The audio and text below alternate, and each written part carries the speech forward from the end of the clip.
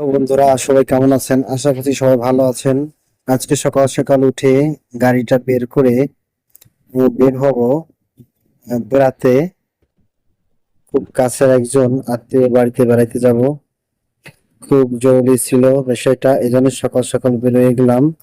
তো মা রেডি হচ্ছিল, এখনই চলে আসবে, এখনই অলরেডি চলে আসছে বের হয়ে।